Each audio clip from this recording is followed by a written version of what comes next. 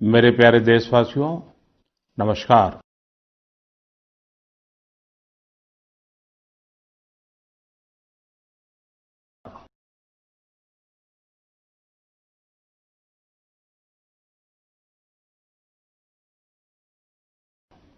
Corona के प्रभाव से हमारी मन की बात भी अछूती नहीं रही है।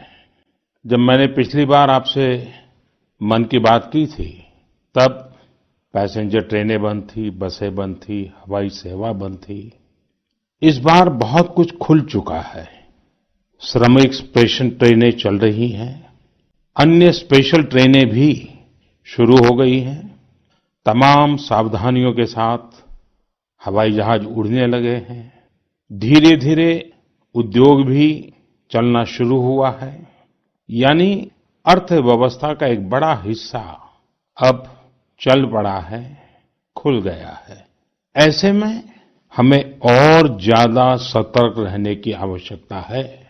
2 गज की दूरी का नियम हो, मुंह पर मास्क लगाने की बात हो सके तो वहां तक घर में रहना हो, ये सारी बातों का पालन, उसमें जरा भी ढिलाई नहीं बरतनी चाहिए। देश में सबके सामूहिक प्रयासों से कोरोना के खिलाफ लड़ाई बहुत मजबूती से लड़ी जा रही है। जब हम दुनिया की तरफ देखते हैं तो हमें अनुभव होता है कि वास्तव में भारतवासियों की उपलब्धि कितनी बड़ी है। हमारी जनसंख्या ज्यादातर देशों से कई गुना ज्यादा है। हमारे देश में चुनौतियां भी भिन्न प्रकार की हैं, लेकिन फिर भी हमारे देश में कोरोना उतनी तेजी से नहीं फैल पाया जितना दुनिया के अन्य देशों में फैला। कोरोना से होने वाले मृत्यु दर भी हमारे देश में काफी कम है। जो नुकसान हुआ है उसका दुख हम सबको है, लेकिन जो कुछ भी हम बचा पाए हैं वो निश्चित तौर पर देश की सामूहिक संकल्प शक्ति का ही परिणाम है। इतने बड़े देश में हर एक देशवासी ने खुद इस लड़ाई को लड़ने की ठानी है। ये पूरी मुहिम पीपल ड्रिवन है। साथियों, देशवासियों की संकल्प शक्ति के साथ एक और शक्ति इस लड़ाई में हमारी सबसे बड़ी ताकत है, वो है देशवासियों की सेवा शक्ति। वास्तव में इस महामारी के समय हम भारतवासियों ने ये दिखा दिया है कि सेवा और त्याग का हमारा विचार केवल हमारा आदर्श नहीं है, बल्कि भारत की जीवन पद्धति है। और हमारे यहाँ तो कहा गया है, सेवा परमो धर्मः। सेवा स्वयं में सुख है, सेवा में ही संतोष है। आपने देखा होगा कि दूसरों की सेवा में लगे व्यक्ति के जीवन में कोई डिप्रेशन या तनाव कभी नहीं दिखता। उसके जीवन में, जीवन को लेकर उसके नजरिए में भरपूर आत्मविश्वास, सकारात्मकता और जीवंतता प्रतिपल नजर आती है। साथियों, हमारे डॉक्टर्स, नर्सिंग स्टाफ, सफाई कर्मी, पुलिसकर्मी, मीडिया के साथी, ये सब जो सेवा कर रहे हैं, उसकी चर्चा मैंने कई बार की है।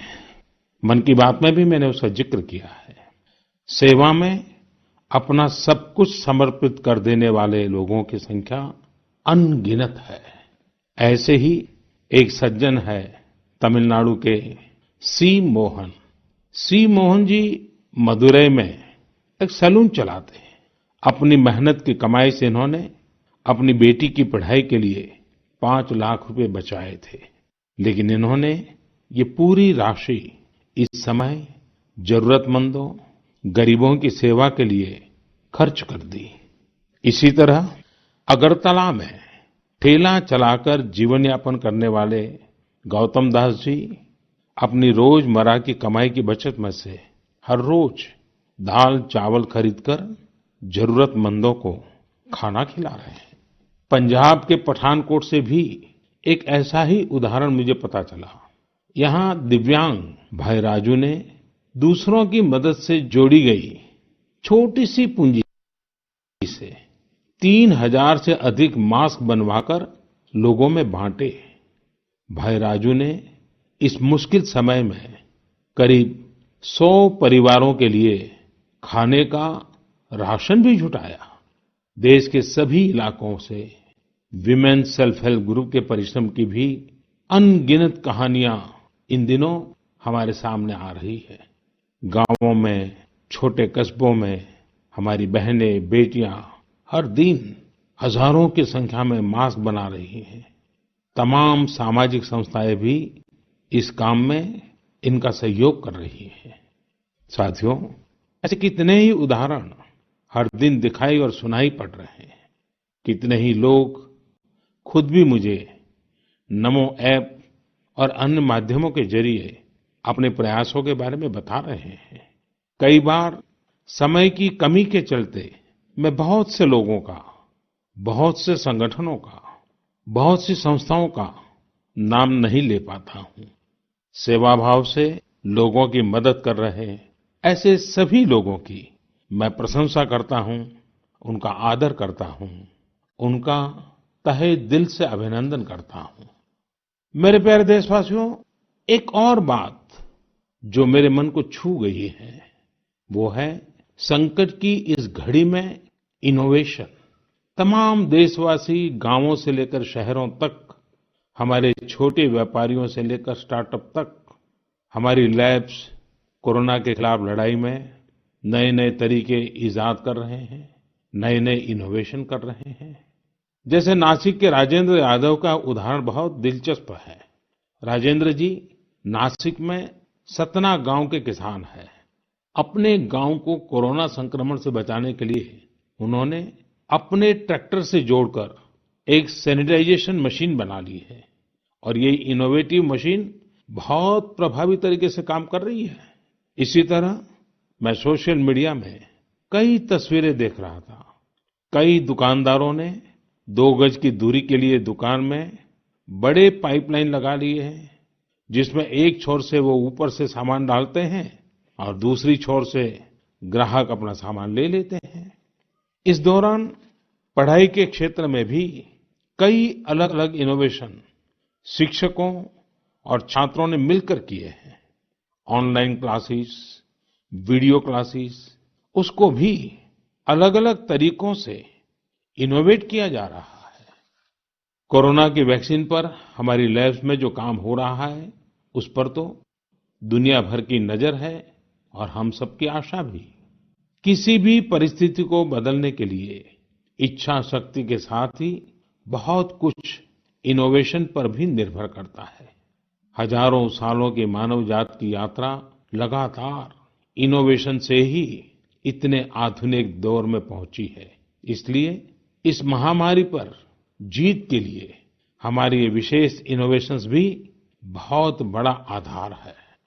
साथियों, कोरोना के खिलाफ लड़ाई का यह रास्ता लंबा है। एक ऐसी आपदा जिसका पूरी दुनिया के पास कोई इलाज ही नहीं है, जिसका कोई पहले का अनुभव भी नहीं है, तो ऐसे में नई-नई चुनौतियां और उसके कारण परेशानियां हम अनुभव भी कर रहे हैं।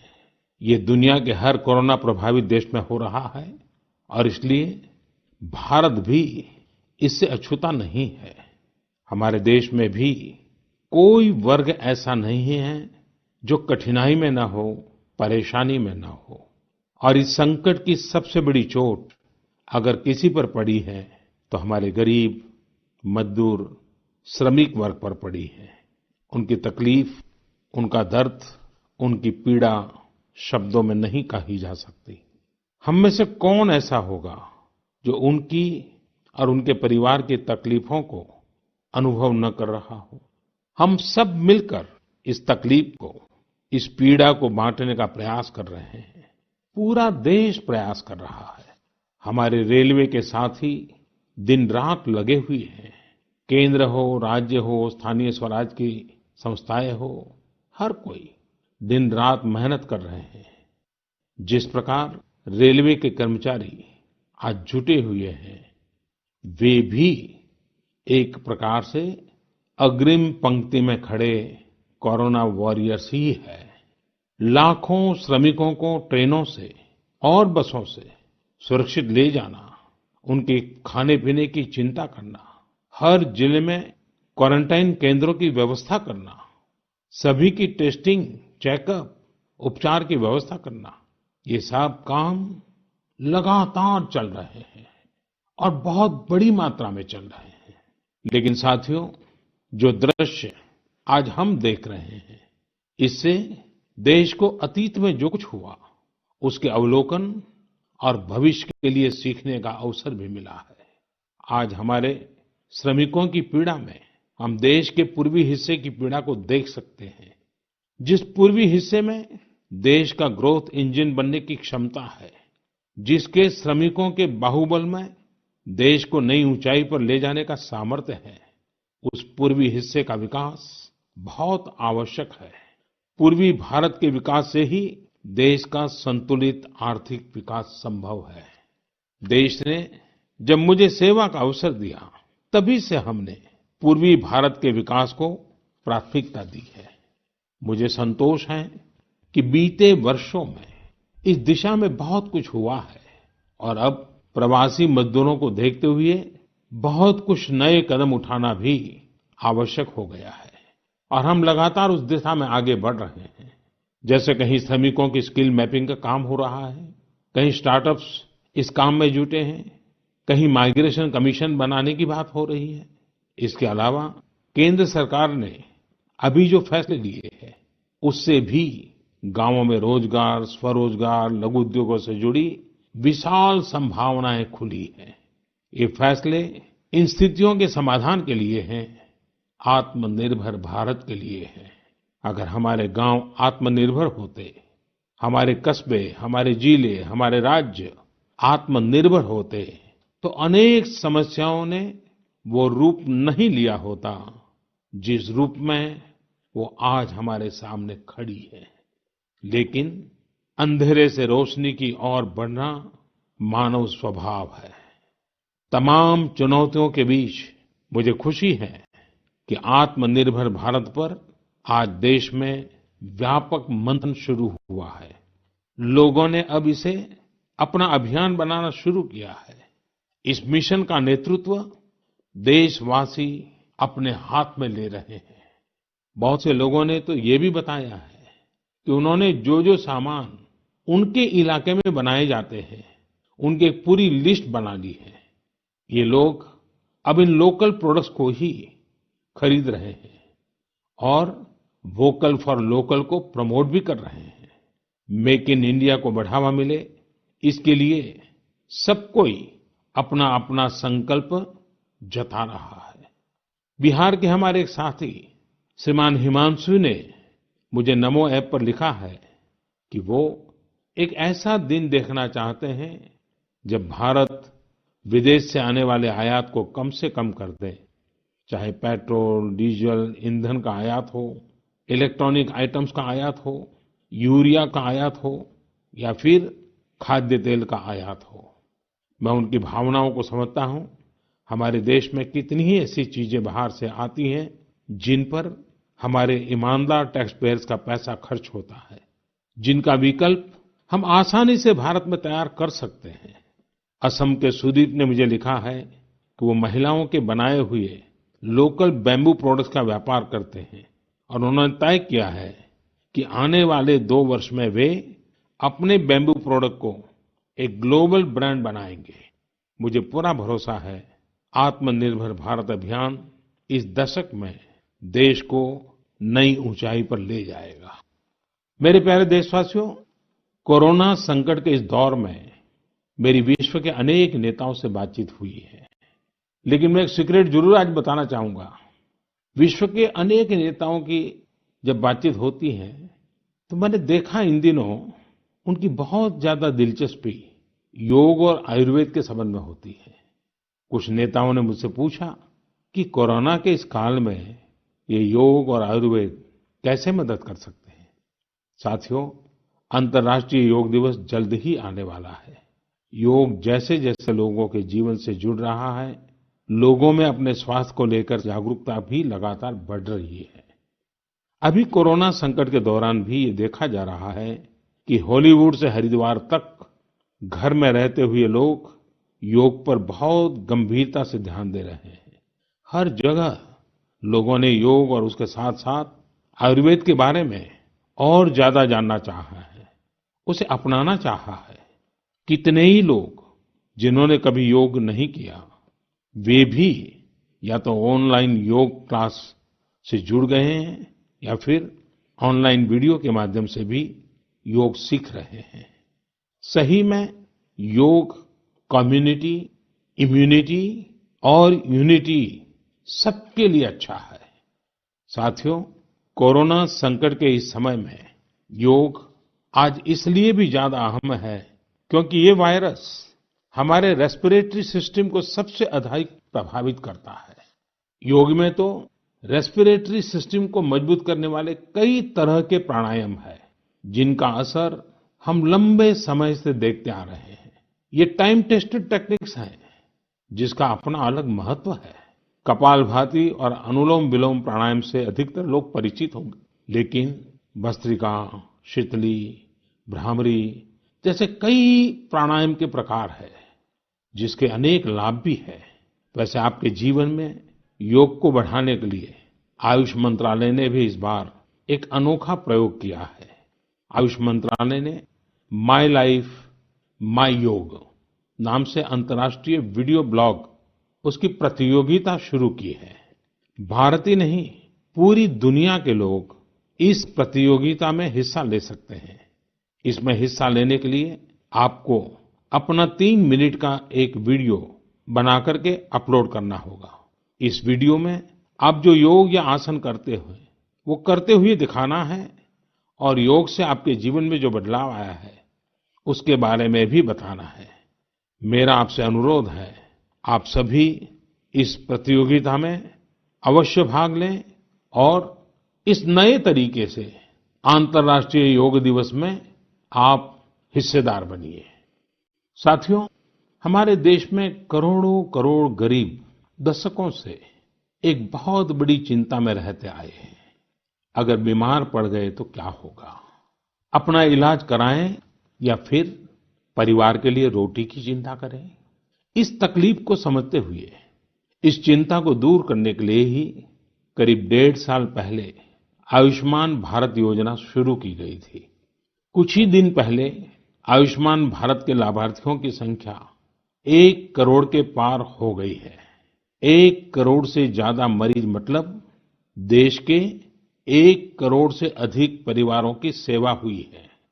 1 करोड़ से ज्यादा मरीज का मतलब क्या होता है मालूम है?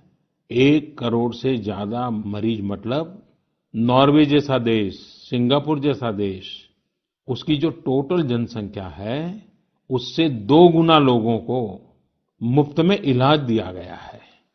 अगर गरीबों को अस्पताल में भर्ती होने के बाद इलाज के लिए पैसे देने पड़ते, इनका मुफ्त इलाज नहीं हुआ होता, तो उन्हें एक मोटा-मोटा अंदाज है करीब करीब 14,000 करोड़ रुपए से भी ज्यादा अपनी जेब से खर्च करने पड़ते हैं। आयुष्मान भारत योजना ने गरीबों के पैसे खर्च होने से बचाए हैं। मैं आयुष्मान भारत के सभी लाभार्थियों के साथ-साथ मरीजों का उपचार करने वाले सभी डॉक्टरों, नर्सेज और मेडिकल स्टाफ को भी बधाई देता हूं। आयुष्मान भारत योजना के साथ एक बहुत बड़ी विशेषता पोर्टेबिलिटी की सुविधा भी है। पोर्टेबिलिटी ने देश को एकता के रंग में रंगने में भी मदद की है। यानी बिहार का कोई गरीब अगर चाहे तो उसे कर्नाटका में भी वही सुविधा मिलेगी जो उसे अपने राज्य में मिलती। इसी तरह महाराष्ट्र का कोई गरीब चाहे तो उसे इलाज की वही सुविधा तमिलनाडु में मिलती।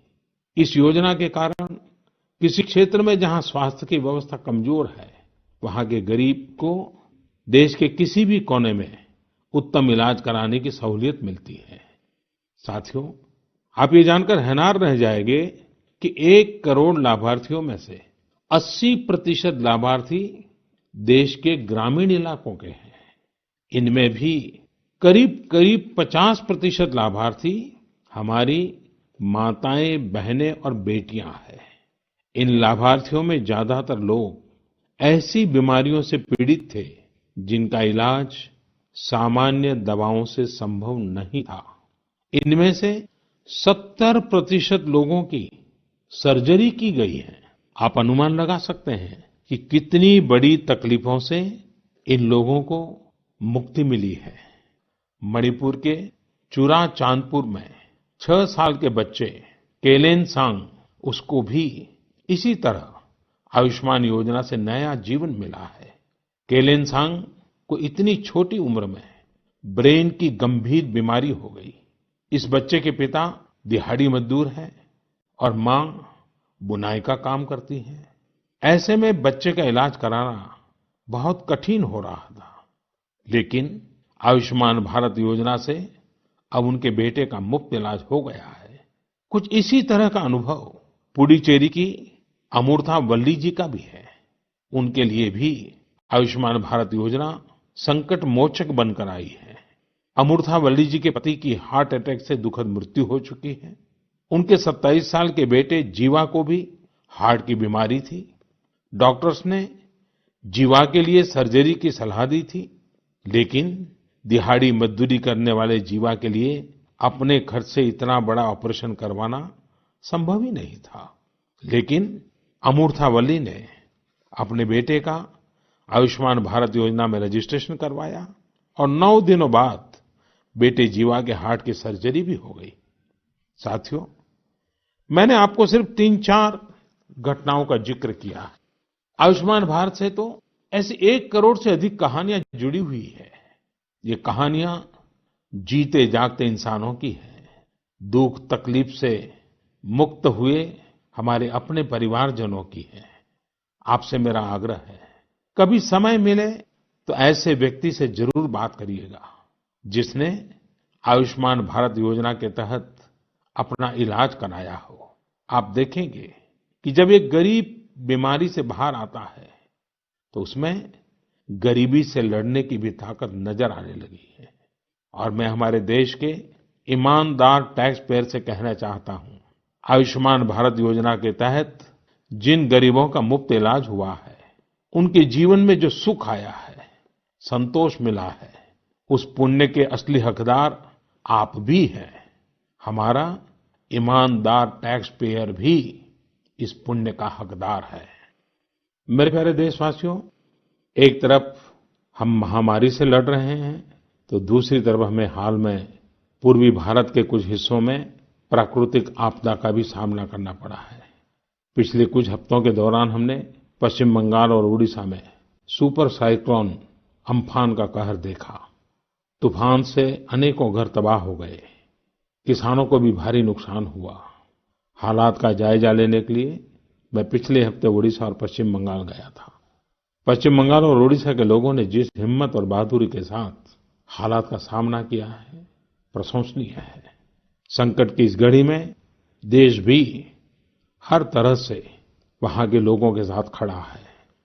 साथियों, एक तरफ जहां पूर्वी भारत तूफान से आई आपदा का सामना कर रहा है, वहीं दूसरी तरफ देश के कई हिस्से टिड्डियों या लोकस्ट के हमले से प्रभावित हुए हैं। इन हमलों ने फिर हमें याद दिलाया है कि ये छोटा सा जीव कितना नुकसान करता है। टिड्डी दल का हमला कई दिनों तक चलता है। बहुत बड़े क्षेत्र पर इसका प्रभाव पड़ता है। भारत सरकार हो, राज्य सरकार हो, कृषि विभाग हो, प्रशासन भी इस संकट के नुकसान से बचने के लिए, किसानों की मदद करने के लिए आधुनिक संसाधनों का भी उपयोग कर रहा है। नए-नए आविष्कार की तरफ भी ध्यान दे रहा है। और मुझे विश्वास है कि हम सब मिलकर के हमारे कृषि क्षेत्र पर ये जो संकट आया है, उससे भी लोहा लेंगे, बहुत कुछ बचा लेंगे।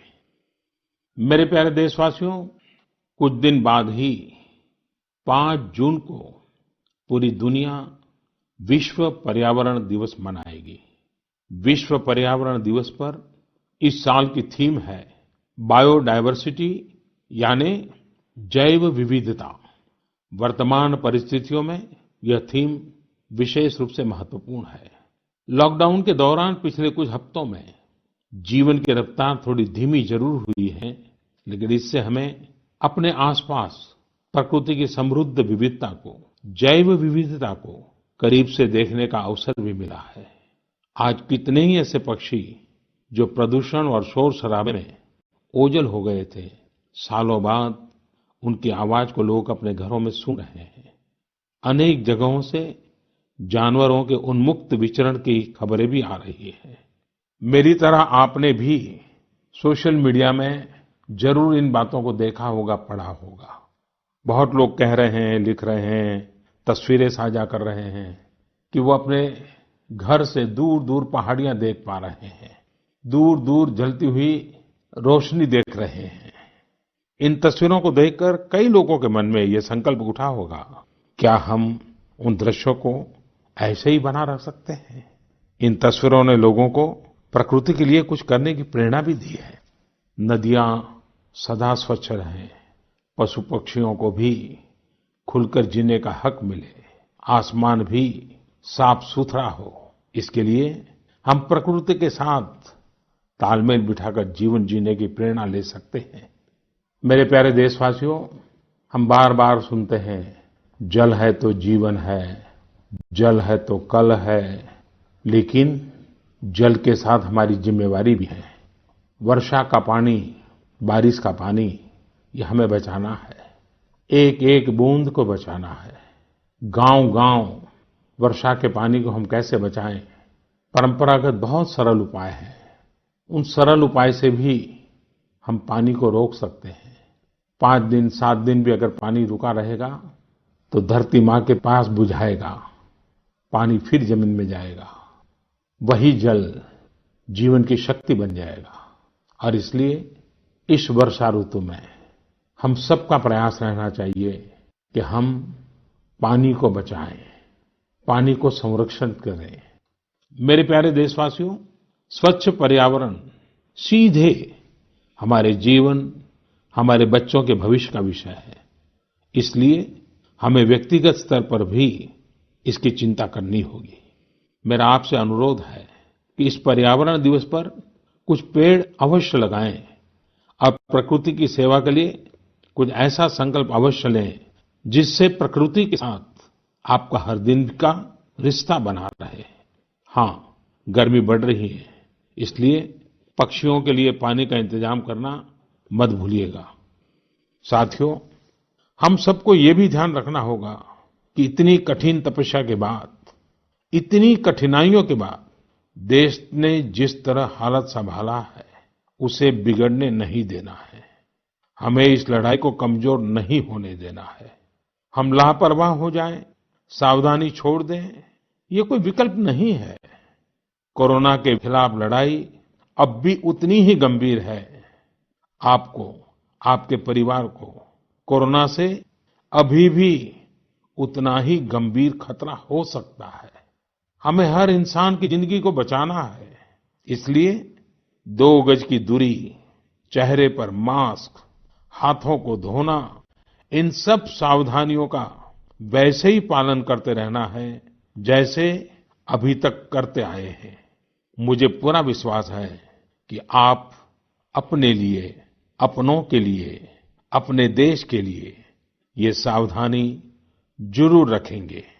इसी विश्वास के साथ आपके उत्तम स्वास्थ्य के लिए मेरी हार्दिक शुभकामनाएं हैं। अगले महीने फिर एक बार मन की बात अनेक नए विषयों के साथ जरूर करेंगे। धन्यवाद।